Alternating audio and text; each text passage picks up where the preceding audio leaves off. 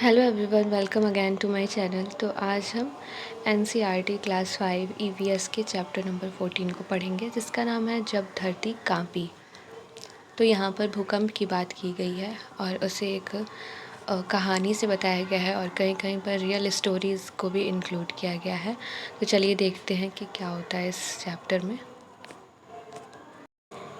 एक बुरा सपना। ओह, क्या हुआ? ओह ओह, बचाओ बचाओ, जल्दी आओ।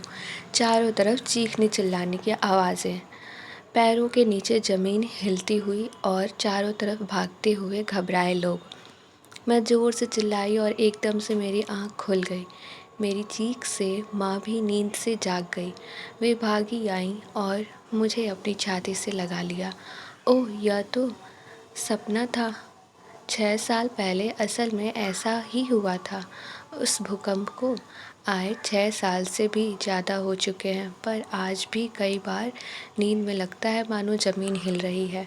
मैं गुजरात के कच्छ इलाके में रहने वाली जस्मा हूँ। तो गुजरात में कौन सा इलाका? कच्छ इलाका। बात तब की है जब मैं सिर्फ 11 साल की थी। तो ये जो चैप्टर है, आप पढ़ रहे हैं अगर, तो प्लीज़ पूरा पढ़िएगा और ध्यान से पढ़िएगा, क्योंकि ये चैप्टर बहुत ही ज़्यादा इम्पॉर्टेंट है सीटेट के लिए। उस दिन गांव के बच्चे बड़े सब स्कूल के आंगन में टीवी पर 26 जनवरी की परेड देख रहे थे। अचानक ज़मीन तेज़ी से हिलने लगी। कब? तो 26 जनवरी को ये भूकंप आया था। सभी लोग घबराकर इधर उधर भागने लगे। किसी को भी पता नहीं था कि क्या करना चाहिए। शिक्षकों के लिए दिया है। इस पाठ के समय बच्चों को भुज में आए भूकंप के बारे में बताया जाना अच्छा होगा। भूकंप से होने वाले प्रभावों पर चर्चा की जा सकती है। तो भुज में आए भूकंप के बारे में भी यहाँ पर बच्चों को बताना अच्छा होगा, और भूकंप से क्या क्या, भूकंप आने के बाद कितनी चीज़ें प्रभावित होती हैं, क्या क्या नुकसान होता है, इन सब के बारे में बच्चों से हमें चर्चा करनी चाहिए। और उनसे भी पूछना चाहिए कि यदि कुछ हिलता है तो क्या क्या चीज़ें गिरती हैं। ऐसे करके हमें प्रैक्टिकली उनको एग्ज़ाम्पल दिखा करके इस चीज़ पर चर्चा करनी चाहिए। तो चलिए देखते हैं आगे क्या है। कुछ ही पल में हमारा पूरा गांव मलबे का ढेर बन गया। हमारा सारा सामान, कपड़े, बर्तन, खाना, सब कुछ मतलब मलबे में दब गया। उस समय सभी लोगों का ध्यान दो ही कामों पर था: मलबे के नीचे दबे लोगों को निकालना और घायलों को मरहम पट्टी करना। गांव के अस्पताल को भी नुकसान पहुंचा था। डॉक्टर बाबू ने गांव वालों की मदद से ही घायलों का इलाज किया। बहुत सारे लोगों को तो गहरी चोटें भी लगीं। मेरी टांग भी टूट गई। गांव के 6 लोग दबकर मर गए। नाना भी मलबे में दब गए। माँ तो दिन भर रोती रहती है। माँ रोती तो मैं भी रोती। पूरा गांव ही दुखी और परेशान था। हमारे गांव के सरपंच मोटा बापू के घर को ज़्यादा नुकसान नहीं पहुंचा था। उन्होंने अपने गोदाम से सभी को अनाज दिया।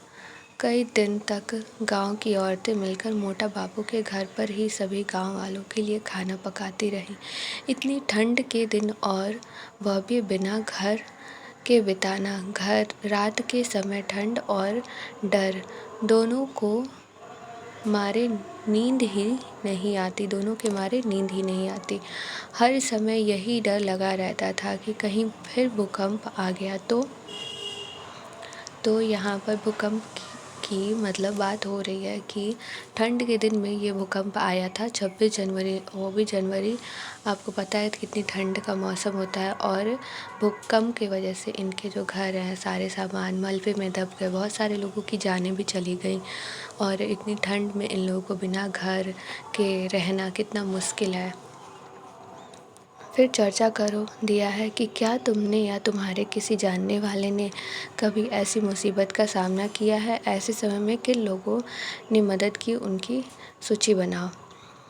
तो क्या बच्चों ने, यदि इसको कभी सामना किया हो, या फिर उसके जानने वाले ने, किसी ने इस चीज़ का सामना किया हो, तो उस पर वे अपना अनुभव बताएं और कक्षा में इस पर चर्चा की जाए।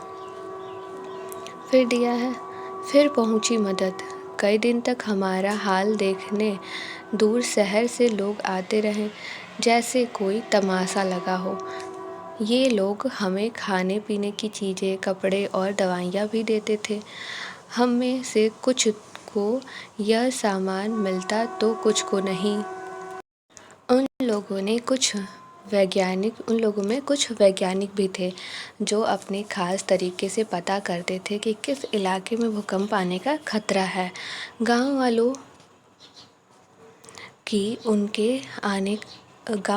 को उनके साथ कई बार बातचीत हुई। मतलब गांव वालों से भी उन लोगों की बहुत बार बातचीत हुई। उन लोगों के पास घर बनाने के लिए कुछ सुझाव थे। इन लोगों में कुछ इंजीनियर और कुछ आर्टिस्ट भी थे जिन्होंने हमें घरों के खास डिज़ाइन दिखाए। उन्होंने बताया कि खास तरह के डिज़ाइन से भूकंप आने पर कम से कम नुकसान होगा। जैसे कि इनके जो सरपंच थे उनका कम नुकसान हुआ। पर गांव वालों को डर था कि कहीं ऐसा करने से गांव अपने गांव जैसा ही ना लगे। आखिर में यही फैसला हुआ कि हम अपना घर अपने आप मिलकर बनाएंगे।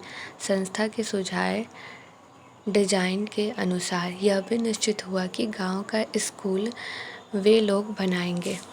मतलब कि इन लोगों को ये लग रहा था कि कहीं ऐसा घर ना बन जाए पूरे गांव में कि गांव का पूरा रूप ही बदल जाए और पहले के जैसा कुछ भी ना रह जाए। वैसे भी सारी चीज़ें मलबे में दब गई थी तो पहले की जैसे तो थी नहीं, लेकिन एक गांव का जो नेचुरल चीज़ें होती हैं वो ना ख़त्म हो जाए, इस चीज़ का इन लोगों को डर था। तो इसलिए इन लोगों ने संस्था के सुझाव को तो अपना लिया, लेकिन कहा कि हम खुद ही बनाएंगे इसको। और स्कूल को बनाने के लिए इन लोगों ने परमिशन दे दिया संस्था को। सबने मिलकर पूरा गांव फिर से खड़ा किया। गांव के कुछ लोग सूखे तालाब को खोदकर चिकनी मिट्टी लाए। मिट्टी में फिर गोबर मिलाकर बड़े बड़े उपले बनाए और उन्हें एक दूसरे पर रखकर दीवारें खड़ी की। चूने से दीवारों की पुताई की, घास फूस की छत बनाई, फिर आईने के टुकड़े से घर को सजाया। हमारे घर की दीवारों पर माँ और मैंने चित्रकारी की। अब रात में हमारा घर हीरे सा चमकता है। अब यहाँ पर शिक्षकों के लिए संकेत है कि बच्चों के साथ सरकारी संस्थाओं और गैर सरकारी संस्थाओं पर चर्चा की जाए।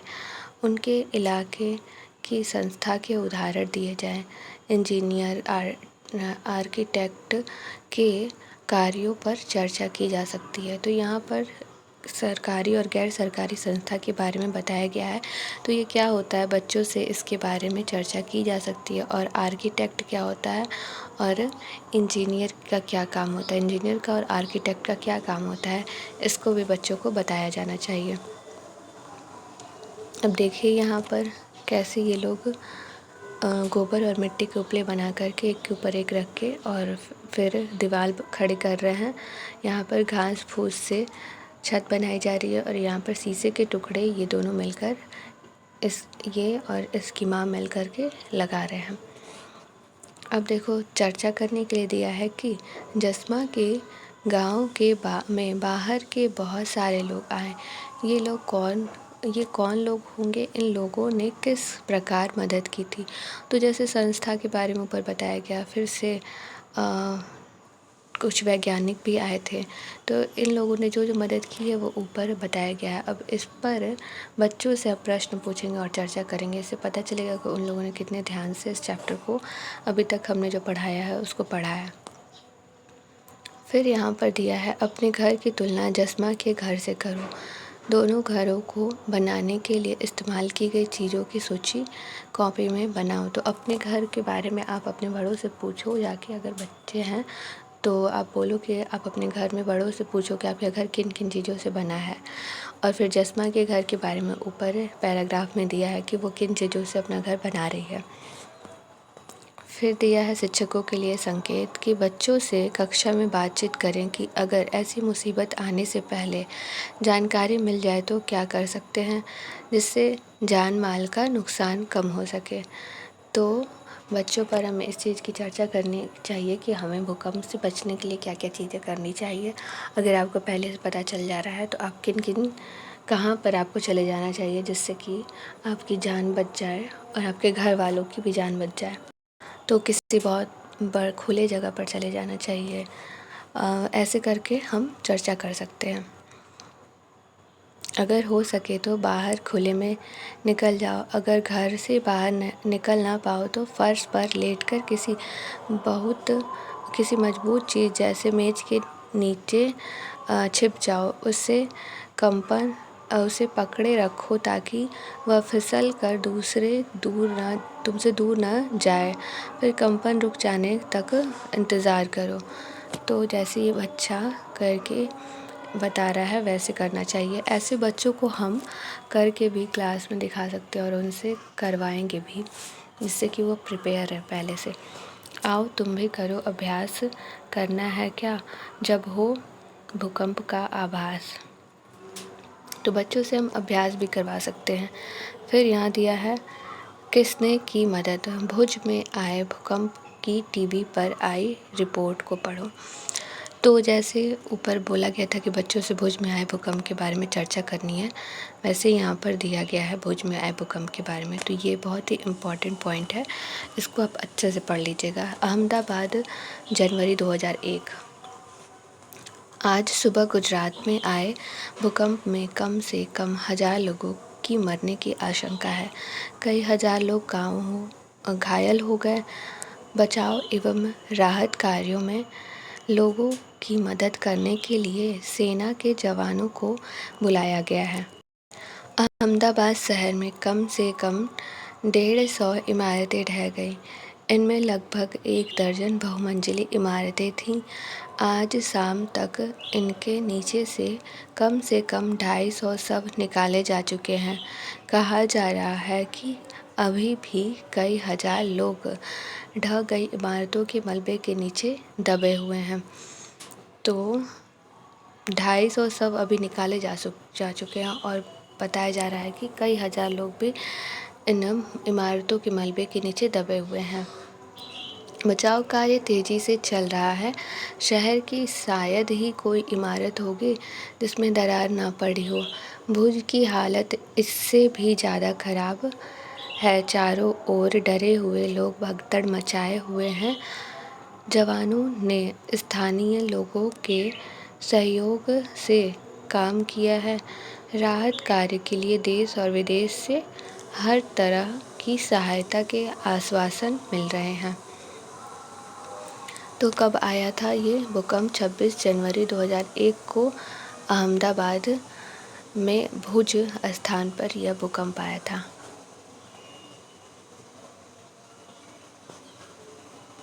अब देखते हैं आगे क्या है। लिखो। टीवी की रिपोर्ट के अनुसार गुजरात में हजारों लोग घायल हुए और मरे भी। अगर यहाँ बनी इमारतें भूकंप से सुरक्षित होती तो क्या नुकसान में कुछ अंतर होता? क्या तो कम नुकसान होता। बहुत सारी इमारतें नहीं ढहती, उसमें सिर्फ दरारें आती और लोगों की जान माल की भी हानि कम ही होती। फिर दिया है किन किन की मदद ज़रूरी है काम में मदद। जैसे कि यहाँ पर दिया है कुत्ते की मदद ली जा सकती है। सूंघ कर जानना कि लोग कहाँ दबे हैं। ऐसे ही किन चीज़ों की मदद की ज़रूरत है वो यहाँ पर लिख करके और उनका काम क्या है वो यहाँ पर लिखना है। तो ऐसे लिस्ट हम बच्चों से तैयार करवा सकते हैं। उनकी मदद भी हमें करनी होगी। अब यहाँ पर चर्चा करने के लिए कुछ चीज़ें दी गई हैं, जैसे कि क्या तुमने कभी अपने इलाके में देखा है कि आस पड़ोस के लोगों ने मिलकर एक दूसरे की मदद की हो? कब कब? लोग अक्सर एक जगह पर पास पास क्यों बसते हैं?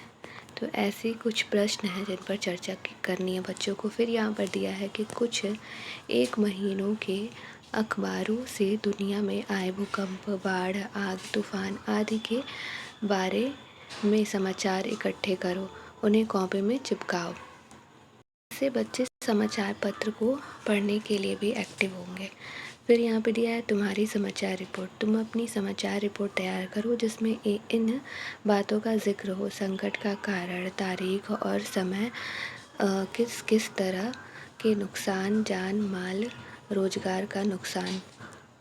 फिर कौन कौन लोग मदद के लिए आए और जिम्मेदारी ली, कौन कौन से सरकारी दफ्तर तथा अन्य संस्थाएं। तो जैसे ऊपर वहाँ पर जब कक्ष में भूकंप आया था और वहाँ पे हम जस्मा की कहानी को पढ़ रहे थे तो उसमें बहुत जगह से लोग आए थे, कुछ सरकारी थे कुछ गैर सरकारी थे। वैसे ही यहाँ पर देखना है कि अखबार की रिपोर्ट के अनुसार कि कौन कौन से लोग आए थे मदद करने के लिए, किसने किसने जिम्मेदारी ली थी सरकारी दफ्तर से या अन्य संस्था से, उसके अकॉर्डिंग यहाँ पर एक रिपोर्ट बनानी है बच्चों को। फिर पता करो, फ़ोन नंबर लिखो जैसे दमकल केंद्र, नज़दीकी अस्पताल, एम्बुलेंस, पुलिस थाना, इन सब का फ़ोन नंबर पता करके लिखना है बच्चों को। इसका एड्रेस भी लिखना है। फिर यहाँ पर शिक्षकों के लिए दिया है कि जब कक्षा में आस पड़ोस के महत्व पर चर्चा हो तो बच्चों को कुछ उदाहरण दिए जा सकते हैं, जैसे घर में विवाह या किसी की मृत्यु या रोज़मर्रा के काम। अखबारों से लेख इकट्ठा करके बच्चों को अलग अलग समूहों में बांटकर विभिन्न आपदाओं के बारे में रिपोर्ट तैयार करवाई जा सकती है। बच्चों को बताएं कि किस तरह अलग अलग आपदाएं अलग अलग लोगों को ज़्यादा नुकसान पहुंचाती हैं, जैसे बाढ़ से किसान, सुनामी से मछुआरे। बच्चों को आपदाओं से निपटने की तैयारी हेतु फिल्म दिखाना, किट्स बनवाना और मॉक ड्रिल्स आदि करवाएं। जैसे इस वेब लिंक का इस्तेमाल कर सकते हैं आप। तो ये शिक्षकों के लिए है, वे इस पार्ट को पढ़ा रहे हैं तो ये एक्टिविटी बच्चों से करवाई जा सकती है। फिर दिया है पहचानो संकट के समय को, इन शब्दों की मदद से रिपोर्ट तैयार करो: बाढ़, नदी का पानी, घायल लोग, खाने के पैकेट, राहत कार्य, कैंपों में रहना। तो इस शब्दों की मदद से एक रिपोर्ट तैयार करनी है बच्चों को। अब है कि हम क्या समझें, बाढ़ के समय किस किस तरह की परेशानियां आती होंगी। चित्र देखो, बाढ़ के बाद बच्चे किस तरह के स्कूल में पढ़ने के लिए आए। लिखो, बाढ़ के बाद भी ज़िंदगी को दोबारा पटरी पर लाने में क्या क्या करना पड़ा होगा। तो ऊपर तो भूकंप के बारे में बताया था, लेकिन यहाँ पर बच्चों को बाढ़ के बारे में भी लिखना है। तो इन शब्दों की मदद से वो बाढ़ के बारे में लिख सकते हैं और अखबारों की रिपोर्ट वगैरह को देख सकते हैं। फिर उसके बाद से यहाँ पर क्या क्या चीज़ें बदल गई, उन बदलाव को लिखा जा सकता है बाढ़ के आने के बाद।